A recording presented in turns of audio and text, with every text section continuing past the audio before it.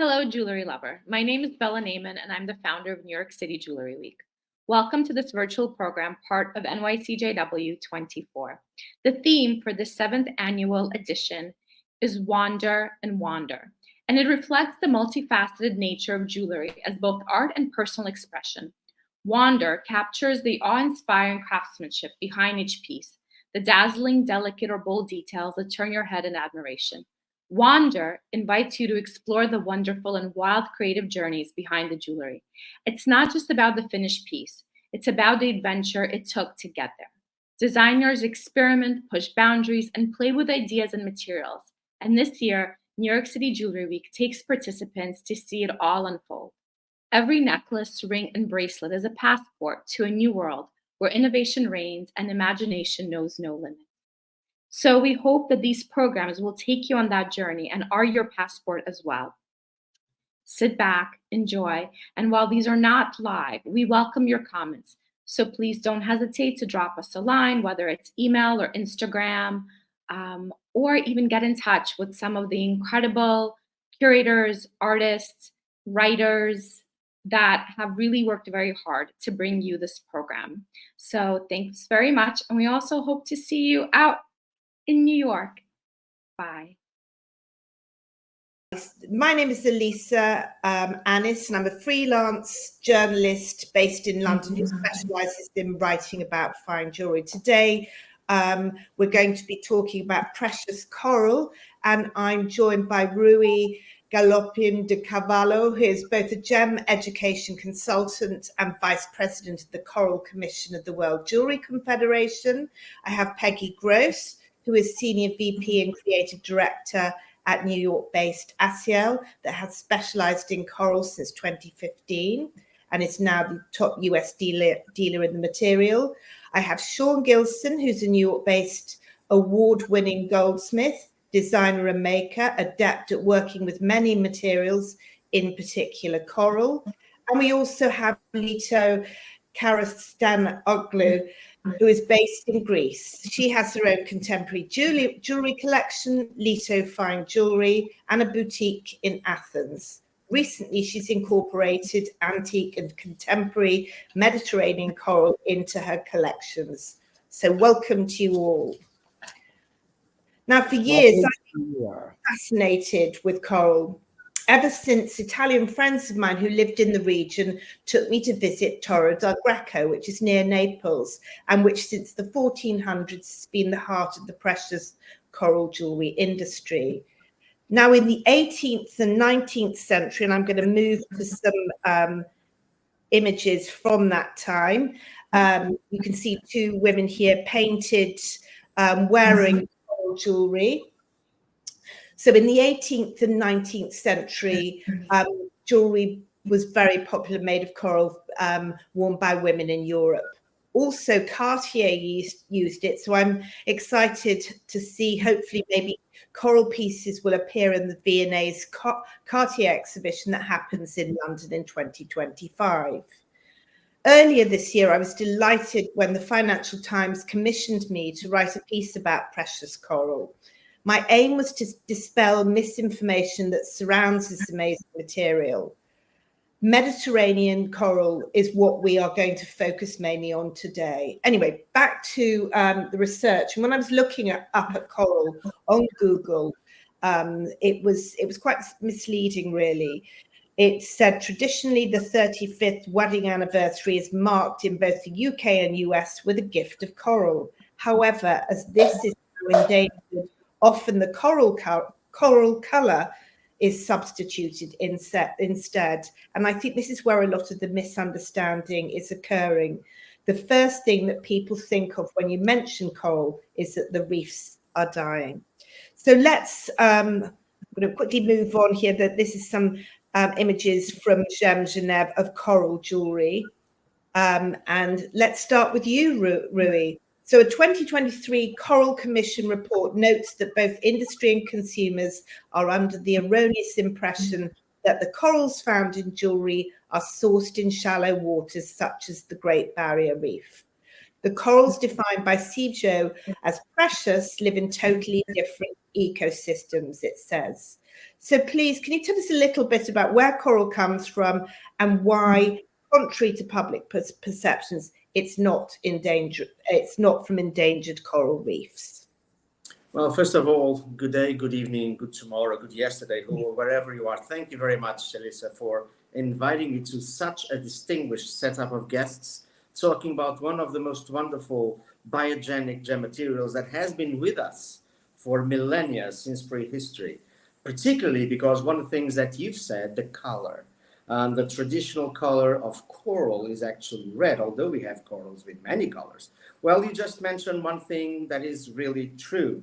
2023, the CIJO, the World Jewelry Confederation, through the Coral Commission that is under the leadership of Vincenzo Oliverino from Torre del Greco, we kept insisting since 2014, since the commission was established, that people, the consumers, and even colleagues of ours in the trade, because both precious corals and corals at large, they share the same general name, coral.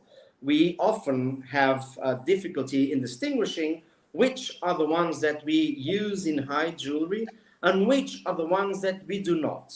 And actually, it's like talking about mammals. And in mammals, we have elephants, we have ourselves as a species, we have mice, we have so many animals that live in totally different ecosystems, and we are totally different animals. The same thing with corals. Coral is a collective name for many, thousands of species of those marine little animals, colonial animals, and only but a few from one very specific family, the Corallidae family, and we estimate like 10 to 12 species that belong to that family and that we use as precious coral. So from the vast thousands of them that live in various ecosystems, including the reefs, like in the Great Barrier Reef, those corals that we use in jewelry, they don't live on that ecosystem. They thrive in greater depths. For example, today, fishing is only allowed in the Mediterranean below 50 meters, and in Asia, where the Asian corals are harvested, and also in the Pacific, they are actually fished below 150 to 100 meters. And so coral reefs, they are actually shallow water. And the corals that we use in jewelry, they tend to be species that live in much deeper water. So the big clarification is, and that is why the Coral Commission has decided to use the expression precious coral to group on a very specific, very small, exclusive group of species, those that we use mostly with gold and platinum in high jewelry. And we have been doing so for millennia. Fantastic. So what we have, can you tell us a little bit about this image that we have here, this from Liverino? Actually, we are seeing one of the most experienced craftsman on coral, that he works at the Liverino factory in Torre del Greco, and he is close to a very recently fished group of branches of Mediterranean precious coral. Today in the Mediterranean, whether it is in northern Mediterranean on the coast of France, Italy, Croatia, or in southern Mediterranean in the coast of Algeria, Tunisia, etc., there are implemented fishing regulations that scuba divers, they risk actually their lives to go deeper than 50 meters and then collecting by hand those corals that have a trunk diameter above 7 millimeters. Below they cannot take it, so they can, because it won't be sustainable fishing if they collect the small ones. And what we see on that table is a branch of freshly fished coral that still need processing before they become drilled beads, cabochon, or little carved decorative pieces. And fishing still goes on in the Mediterranean, and in Torre del Greco, there are still many families, many companies that actually depend on coral fishing, coral manufacture to provide to their families. And that, as you well said, for centuries, families on that southern Italian area have been relying on precious coral to provide their families and for their economical development. So coral is actually, as we see here, I think this picture is 2019 or 2020, I can't remember. We see here a very modern testimony of precious corals and the impact on today's society. Fantastic. So what you're saying really is it's very carefully regulated, and the process of getting hold of the coral is very transparent and great. For example, there are corals in the Atlantic, neighbor with the Mediterranean. Portugal, my country, we do have precious corals on our shores, but it is forbidden to fish in Portugal. But it is not forbidden to fish elsewhere, because each government has its own freedom of doing whatever they want. But in Italy and other countries, there are very strict regulations that were implemented by an organization for the Food and Agriculture Organization of the United Nations that convene with experts, with biologists and conservationists to define how can coral be fished in the Mediterranean, with what methods. Decades ago, the method of collecting precious coral in the Mediterranean was similar to dragging, so the seafloor could be damaged by such a more invasive fishing technique. And today, the fishing technique is scuba diving, so you can select exactly what you wish. Today, there is let's call it a lobby, a movement of opinion that are trying to convince authorities to let ROVs, remote operated vehicles, which is basically marine drones, to go deeper in the waters and with a camera selecting the areas that should be kept alive and should be kept untouched, and the ones that can be actually harvested, fished, using then a mechanical method, not causing any risk to the life of the divers, because diving below 50 meters, I don't know if any of you dives, but below 40 meters is already very risky. It's called technical diving, and you need a special license to do it. So yes, there are very strict, in the Mediterranean, very strict policies. The same in other parts of the world where precious coral is fished, for example, in Japan. Fantastic. Okay, and I'm going to move on now to some of these amazing images that you've sent in. And I think this comes also from Liverino in Torre del Greco. Yeah. What can you tell us about this? Do they have their own museum in the company? Oh, yes. That is probably one of the best precious coral museums in the whole world. Wow. They started collecting decades ago. And not only did they collect the raw material, but also cultural heritage jewelry pieces like those. Some were actually produced in the family. Some were actually acquired in the trade along decades of buying in auction houses, antique dealers, or among private collectors that had them. And the collection is really interesting because you can, if you ever visit that very collection, the way it is displayed, it's very educational, so you can actually learn the various species, when they started to be fished in different parts of the world, the impact they had in jewelry and the decorative arts. For example, I don't know, this is not the case, but I think there might be, yeah, this one, for example, is according to Enzo Liverino, Sciacca coral. Well, Sciacca coral is a technical name for coral that was actually collected off the coast of Sciacca in Sicily, southern Sicily. Well, this coral is special in the sense that it was not fished. It was actually collected as already non-living branches. As we can imagine, in marine natural environment, if you have currents or a fish, imagine that my hand is a branch of coral. A fish or a shark comes in and breaks the branches. Those little branches go to the seabed, and then current comes and starts to transport all of those branches. And because of seabed geography, let's call it that way, they start accumulating in specific areas, pretty much like diamonds in riverbeds. And in 1875, a fisherman discovered this sedimentary deposit of non-living coral branches of small size, of course, but the amount of coral that was collected from that deposit, you cannot believe it was 14,000 tons. Wow. 14,000 tons Wow. of coral of little size. For a few decades, the prices of corals dropped.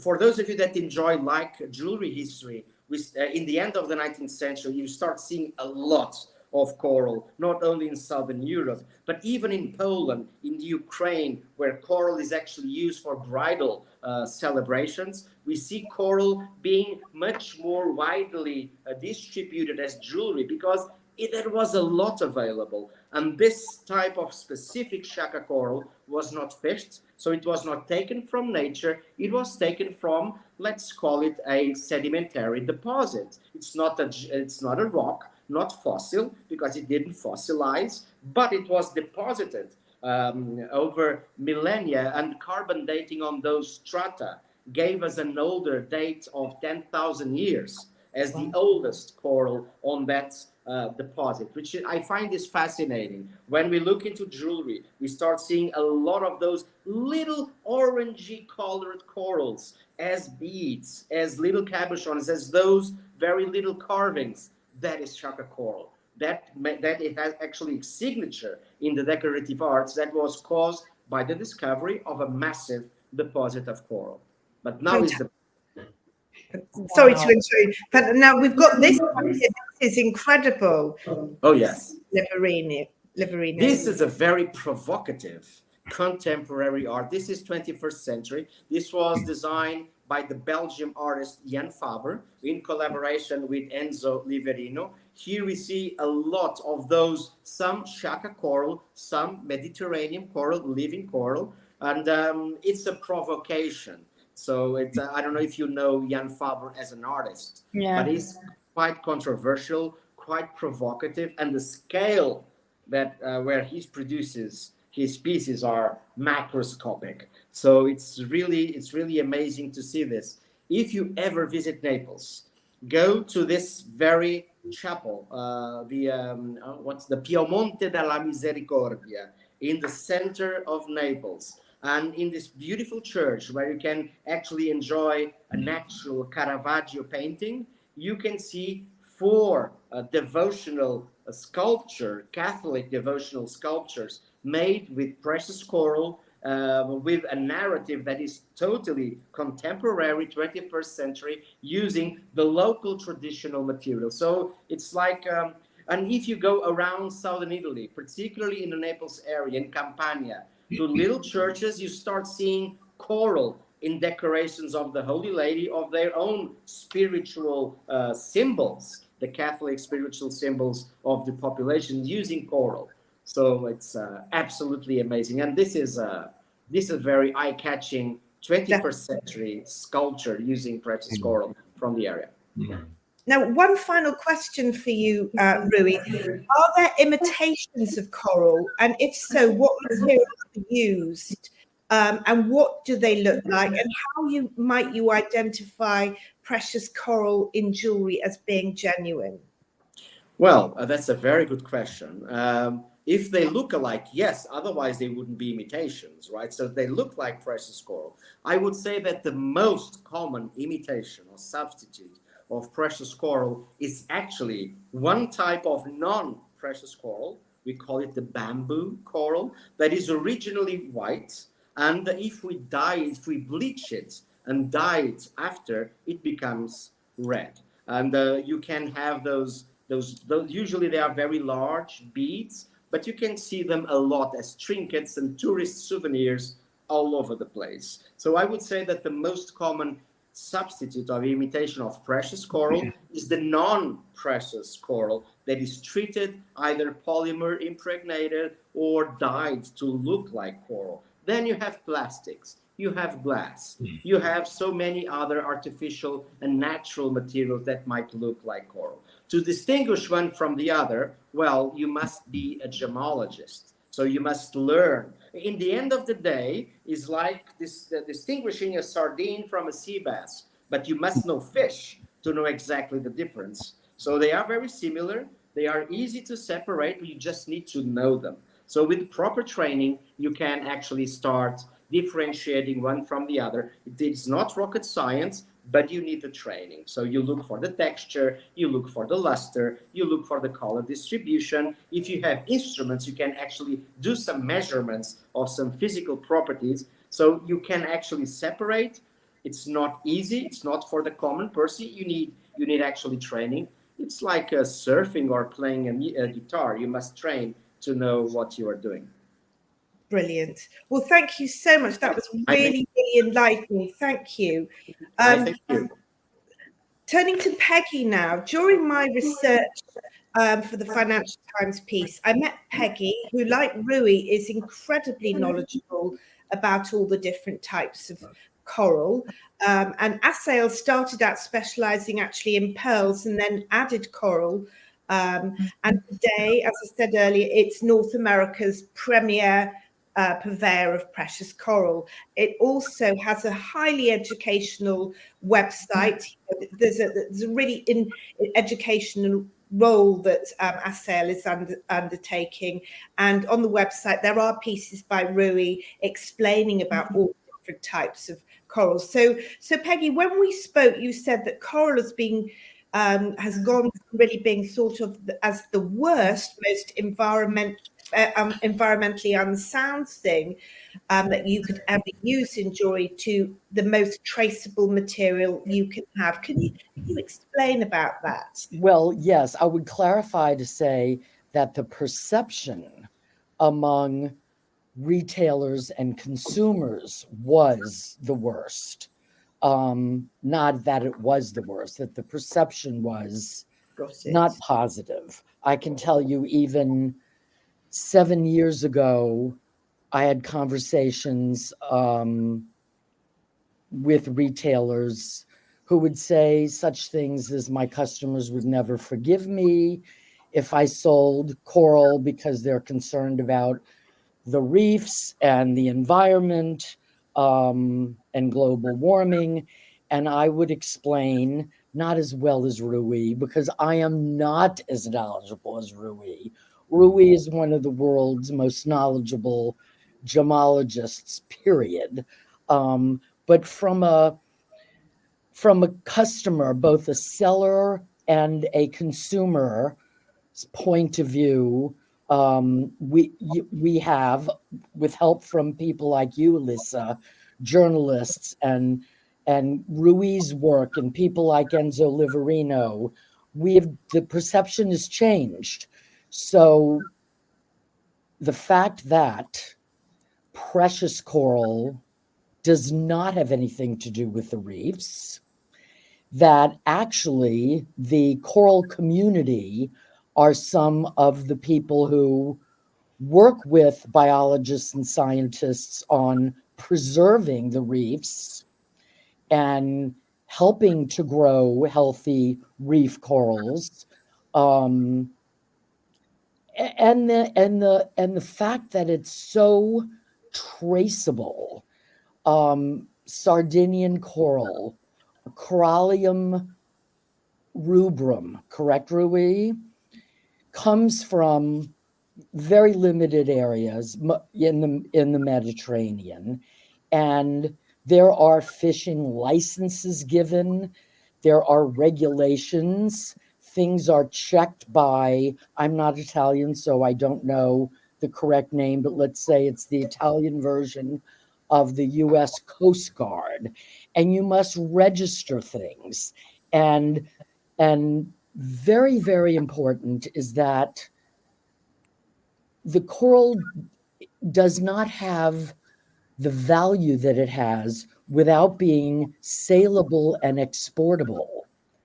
And so there's no impetus for someone to go illegally fish coral, because it's not documented, and it must go through, Italian customs, correct, Rui? And then when it comes into the US, it certainly has to go through US wildlife and fisheries, or fisheries and wildlife. I always get it confused, and customs. And the species has to be identified to make sure that it's legal.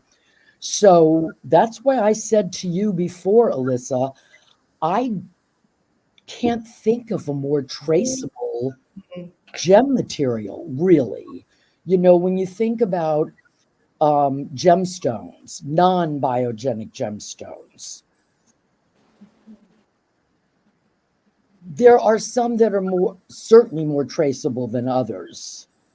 But as a whole general group, do we know exactly where every tourmaline or piece of beryl comes from and where it's been along the way? I don't think so. So I would say that coral is, correct me if I'm wrong, Rui, but I can't think of a gem material that's more traceable than precious coral. It's close to that, yes. Particularly the Mediterranean one, the Corallium rubrum, because you can only trace to this area in the world, because the species is autochthonous. Yes, and then even, we're not going to speak about this today, but even, you know, the angel skin corals from Japan and Taiwan are even much more strictly regulated. Yes. Every time they cross an international border, they need something called a CITES certificate. Anyway, precious corals are highly regulated, highly traceable, and wonderful to work with in jewelry. Which brings me to another question. What types of coral do you offer at Asseo? You offer Sardinian coral, precious coral. What other types do you work with? Angel skin coral, something loosely referred to as Momo coral. That what we have is vintage. What is the species in Momo coral, Rui? Pleurocorallium elatius. It is. So that's the same species as general angel skin. Exactly. But yes, we work, you know, I would say for interest and for design, all shades of precious coral. But I think among those shades, you would only find 3 species: Corallium rubrum, Pleurocorallium elatius, and what's the third one, Rui? That I'm like. Do you mean the Japanese Japonicum, the oxblood? Yes, the oxblood, which is Aka coral, which is very, very, very precious. But from the reddest of the red, the oxblood, the Japanese Aka coral, to the very red, most precious of the Mediterranean / Sardinian, the and Corallium is this image we have, sorry to interrupt, the image we have up on the screen of 2 of your pieces, are they both Sardinian?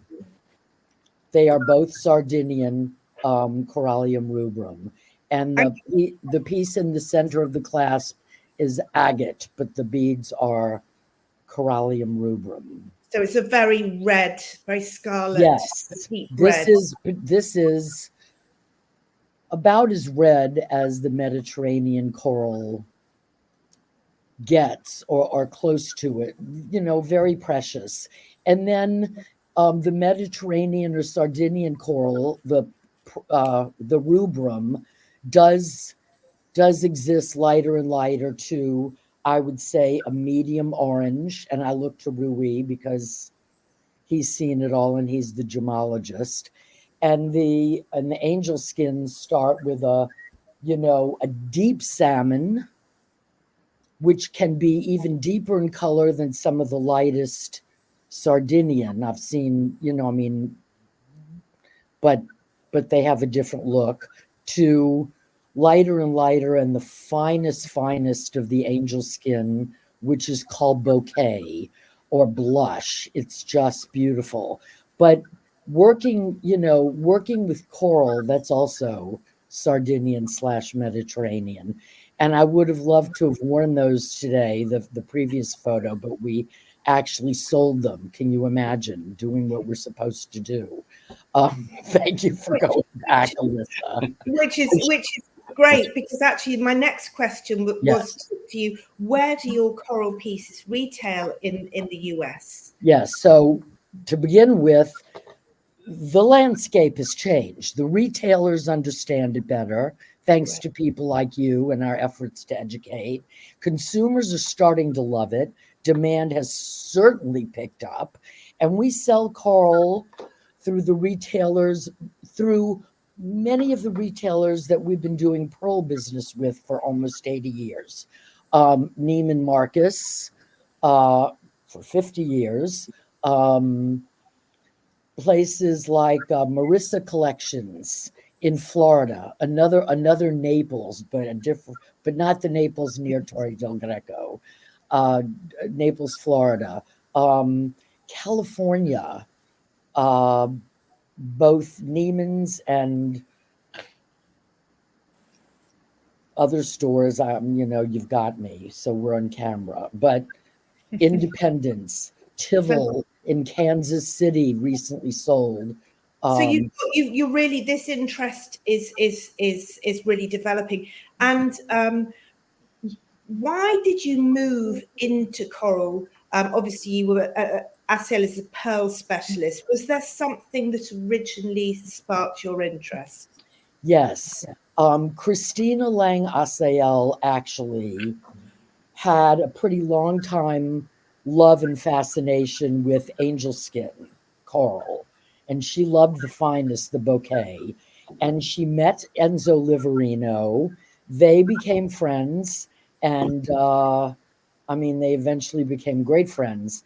And she visited Liverino, and there were corals that Enzo Liverino was happy to sell to her. And she thought, well, we already sell a biogenic gem from the sea, pearls. So coral should be a natural for us. And that was just before I joined the company. But the interesting thing is that whenever she saw something in the museum or heard about something that was still in the cave, boxed with a custom stamp, still sealed, she wanted to buy it, and she would talk Enzo out of it. And Enzo will tell you, if you ever interview him, that he could not say no to Christina. So there was a stash of large angel skin branches that met regulations, even though it was already fished, because it was sealed with stamps from both Japan and Italy as to the date that it came over. And she said, I want to buy all of this. I want to take the market on this, and I want you to cut it for me. So we have some, and the sizes of the Sardinian coral as well. I mean, when you start getting 15 millimeters in a bead, that's getting pretty rare. And we have necklaces with beads as large as over 17 millimeters. So you're very well into six figures. But if you can imagine, Elisa, and our audience, if you think of a coral branch or one section of a coral branch, that branch has a center core.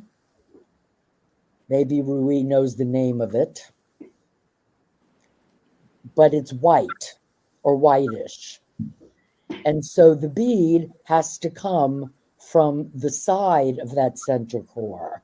A fine, precious bead cannot be carved from the whole branch. If the branch is 20 millimeters in diameter, you have maybe 8 millimeters to work with to get a bead. So maybe you end up with a 7 3/4 millimeter bead. Is that close, Rui? It depends on the species, and sometimes it's the sole, which is the interior. We call it the sole.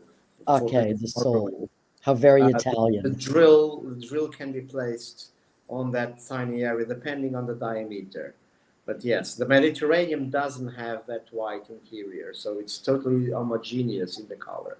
Okay. So the it's the angel skin, and we have actually angel skin up to 30 millimeters. Wow. It's truly a museum piece, as Enzo reminds me, Enzo Liverino. But anyway, this the pieces you see in this photo are also corallium rubrum, but you see how much lighter the color is. Yeah, definitely. That's beautiful, very modern, very very different to the other two pieces. So it Thank shows you. the range of what you do at ASIL. Well, Peggy, thanks very much. And Pleasure.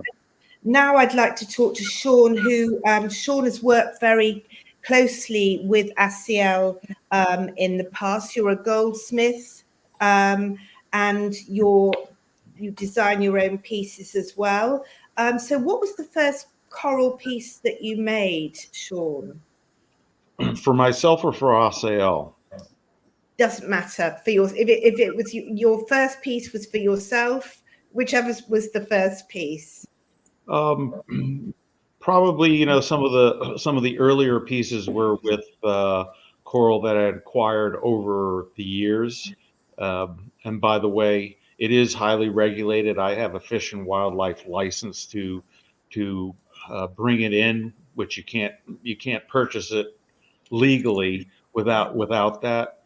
And you know, so that's something that I've always done. But some of the earlier pieces were not, they were free form, or as some people would recognize, some of the horn sort of pieces. And then a lot of times what I do is I will reshape them, and with various sorts of processes. And before we jumped into this session, you were telling us about the way that you work with coral. Could you tell us about that again? That was to do with the way you clean it, the way that it can, the way that you find it as well. Yeah, I mean, a lot of times I do these sort of starfish pins. They have the, you know, what the curvilinear horns, that Yes. exactly. So a lot of times those come with undulations that that affect how the piece comes out. I don't alter in the case of these pieces. I don't tremendously alter those. What I do a lot of times is smooth them out to get the shape, and then it's a process of sanding and polishing them. One of the things that I learned early on, after I had carved and shaped and started pre-polishing with some of the new sort of emery papers. What would happen was I'd put a final polish on it, and because a lot of times there are minor cracks or crevices in the coral, you can't get it out. So I developed a process whereby it seals those cracks. That makes it a lot more wearable. What it does two things. It seals the coral, which, if you know, a woman's wearing perfume, it helps eliminate the process of degradation by which the coral can change over time. But it also enables me to get a higher polish on it, such as these coral pins. It also, you know, it doesn't change the color at all. When anybody purchases this, I let them know that this is what I've done to it. Technically, it is a treatment, but it doesn't change anything other than make it more wearable. Which, if you're making jewelry, that's kind of the whole point: is make something that you can wear rather than something that goes in a drawer. A lot of times, you know, and in this particular piece that you're showing, that's a Sleeping Beauty turquoise that was untreated when I bought it. I did a number of tests on how to do a surface treatment, so it does not absorb oils or perfumes and things like that. So I had done some experiments with both these types of materials because there's a certain amount of porosity to them. And it makes it so they are wearable for longer. Got it. And in terms of coral, is it a challenging material to work with as a goldsmith? Or is it fairly easy? Yeah, you can rip your hair out with it.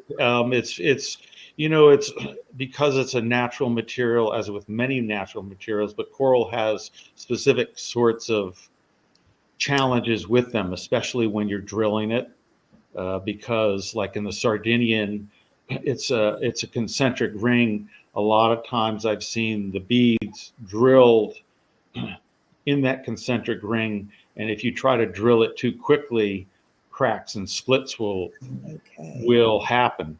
I've experimented with ultrasonic drilling, which would drive the coral people crazy. They look at me like, what are you doing? But I try. I've had some success with that. I tend not to do that with some of the more expensive things. But it's a laborious process where, I'll use typical sort of drills for certain aspects of it. I'll use diamond drills. I'll use high carbon drills, but each of those has its own issues. The tungsten carbide drills, they maintain their sharpness, but in the smaller diameter, such as 0.7 of a millimeter, if you happen to snap it off, unless you're drilling a larger hole that you can drill right next to it, you can't get it out. So a lot of times what I'll do is I'll drill with more forgiving drills, such as the high-speed drills that aren't as brittle. I'll drill the smaller holes first, and then I'll go to the the more brittle tungsten carbide drills. And if I do snap it off, because the way I drill it is I get a little play in it, then I can, if it happens to snap off, I'm able to extract those without damage to the coral. But if in the case of some of the bubbles where there's, the Tahitian pearls and the coral, or all coral rings and things like that I've done, where you have multiple drill holes coming from different angles, you have to be very careful, because coral, if you're drilling across the grain, it's a little bit more forgiving than if you're drilling with the grain, which you can easily split the coral. So it shatters quite easily. So it's a pretty, it's like jade. Jade's a pretty tough material. It's not as hard as but coral is you have to know it. You have to have made the mistake. You don't like making the mistakes, but all the mistakes that I've made have been on my things. So it's tricky, but if you can't be in a hurry and work with coral. It's just, it's, I guess the nearest thing that I could say it's closest to is working with platinum. Platinum is a quirky material where, you have to use a number of different files, a number of different sandpapers, and then you go on to the polished. And that's the same way with coral to achieve the finishes that I do. Fantastic. So, well, thank you very much for that really interesting information. I'm going to move over to Lito now. And in recent months, I've visited quite a few jewellery exhibitions. I've been to the Goldsmiths Fair in London and looked at the jewellery showrooms during Paris Fashion Week. But what I would say, even though you've got a lot of innovative contemporary fine jewellery exhibited in both cities, seeing jewellers using coral, contemporary jewellers in their work, in my experience, is really quite rare. So when I was sent images of Lito's pieces, I was intrigued. So Lito, tell us about your fascination with coral, how it started. And I think, just for everyone's information, the necklace that we feature as a motif to sort of advertise this panel belongs to Lito. It's her own personal necklace. So how did this whole interest start? I've been collecting corals for many years. Thank you all for being here, and I'm learning so much today because I love coral and I've been collecting it for years, but I didn't know all those complications and the different categories and everything. So it's been really, really helpful for me. So I imagine for everybody listening after to that in YouTube, they will love it and they will understand and they will appreciate it even more. And basically, appreciate the beauty of nature for one more time and what we try to do with that. And that's why I'm very happy to be here. And thank you for including me. So I love corals. I'm Greek, so I'm in the Mediterranean. So it's been in my life forever. And I've been collecting vintage corals for many years. Mostly from Italy, from Napoli, from Capri, from Sicily, wherever I travel, and I find corals. I found in Egypt, in the market. I found, of course, in Sicily, in Torre del Greco, and so these are pieces that I found many years ago in Capri. The bracelet, for example, it was carved back from the 60s. And I found the coral, and then I started working on that to do that piece of bracelet. The necklace on the right, I found them in Egypt, actually, in the market. It was hidden under, in a really small store, hidden under. So I was like, what are these there? So I found this bag full of coral fishes. So I think all these are back from the 60s, and the ones I found in Capri. It was like this small store in Capri that it was full of carved corals. So again, it was the different categories that Rui and Peggy were talking about. So I've been buying them. The problem is that being from Greece and buying them from Italy, I never had these, and I was buying them with invoices, but nobody was giving me any certificates, because mostly they're so old that they don't even have the certificates. So when I decided this year to do that collection, because I had so much, I said, okay, now it's the time for me to start doing that collection. I've been doing fishes that I found when I was in Vegas, not in Vegas, in Tucson, like 20 years ago. I bought some coral from Taiwan, some coral fishes from a company from Taiwan. And after I couldn't find them anymore, so like almost 20 years later, I find again the fishes and I buy them. So, but nobody's giving me a certificate. So basically, it's very difficult. I cannot export them in the States, so I can only sell them in Europe or in Greece, but things are becoming more and more complicated about having guarantees.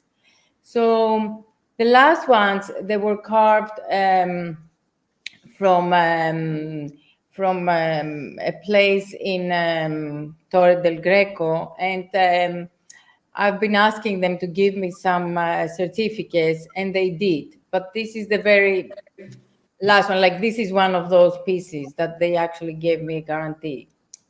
So Lito, you have them carved. So you've actually gone back. What you've been doing is finding antique pieces of coral, and now what you've done is you've found someone in Torre del Greco who can actually carve the shapes that you want. Exactly. And then you add diamonds and turn it into a necklace. And you said you sell these pieces in your Athens boutique. Yes, mostly. But with these ones, you have the certification. Is that what you're saying? Yes. I have for some. I don't have from others. So I would ask maybe Rui to help me on that Yeah. after, and to understand more. But the vintage one, like the necklace that you were referring before, that one I bought in Capri, and it's for this famous carver Giuliano Ganeri back from the it was brought from 1980, God, and it was that actually type of coral that you were referring, really, chaka, yes, and this piece I was thinking of, like, it's the same with the earrings I'm wearing. It's from the same necklace. So this piece I was thinking of using pieces and rework on them in a more contemporary design. So this is what I like to do, like use the old vintage corals and then give them a new life. So this is I always thought about because there was a misconception about corals, like not use new corals. I always thought, because I collect corals, I use the ones that they have already been used before. So it's the vintage choice. And have you encountered any questions from retailers or consumers who are confused and uninformed about coral? Have you had those kind of comments? Not so much. I think people that they love coral, and the ones I use are mostly vintage ones, or the ones that they carve now. It's certificate, and there's certificate anyway. So most of them, they love it. What they don't appreciate as much and they don't understand is the price. So for me, that education is very important, so people can understand the importance of corals. And there was one Italian lady that she knows about corals, and she was telling us that she could understand the price of having a necklace out of corals, because it's more rare than diamonds, basically. Pieces that you can find not so easily as the regulation of the diamond industry is.